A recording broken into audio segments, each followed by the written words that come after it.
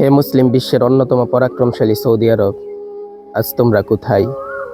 তোমাদের দেওয়া তেল দিয়ে, তোমাদের দেওয়া জ্বালানি দিয়ে ইসরায়েলের সেই বোমারু বিমানগুলো, সেই ট্যাঙ্কগুলো আজ তোমাদের ওই পার্শ্ববর্তী তোমাদের মুসলিম ভাইদেরকে নিশ্চিহ্ন করে দিচ্ছে।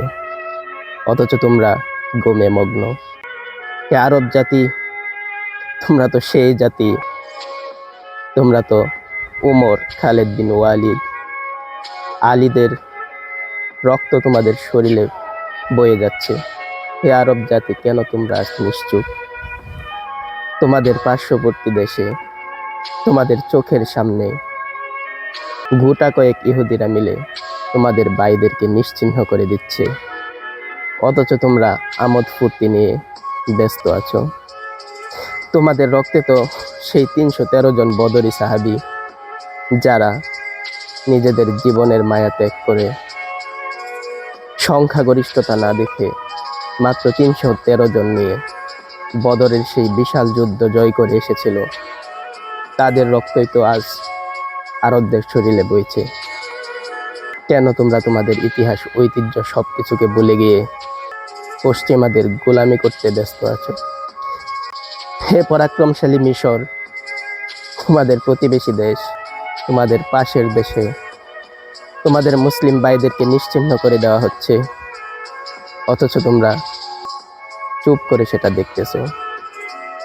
হে মুসলিম শাসকগণ, সেই করুণাময় আল্লাহ পাক যদি বিচারের ময়দানে তোমাদেরকে প্রশ্ন করে যে তোমাদের শক্তি সামর্থ্য থাকার পরও তোমাদের পার্শ্ববর্তী, তোমাদের প্রতিবেশী একটা রাষ্ট্রকে গুটি কয়েক ইহুদিরা মিলে নিশ্চিহ্ন করে দিয়েছিল, তোমরা সেটার জন্য কি করেছিলে? কি জবাব দেবে হে মুসলিম শাসকগণ? হে মুসলিম বিশ্বের অন্যতম পারমাণবিক শক্তিধর রাষ্ট্র পাকিস্তান, তোমরা কি করতেছো? গোটা মুসলিম বিশ্ব শুধুমাত্র এই মিটিং মিছিল বাদে আমরা তাদের জন্য কিছুই করতে পারতেছি না। অথচ হাদিসের মধ্যে আছে যে সমগ্র বিশ্বের মুসলমান তারা ভাই ভাই, তারা একটা শরীরের মতো। যদি শরীরের কোনো এক জায়গায় আঘাত লাগে, সমস্ত শরীর ব্যথিত হবে। কিন্তু আজ আমাদের চোখের সামনে আরবদের পার্শ্ববর্তী, আরবদের প্রতিবেশী রাষ্ট্রে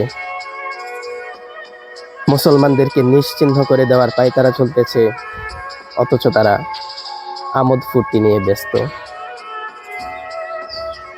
হে তুরস্কের প্রেসিডেন্ট এরদোয়ান, যাকে আমরা এই জামানার উমর বলে খ্যাতি দিয়েছিলাম, তুমি কোথায়?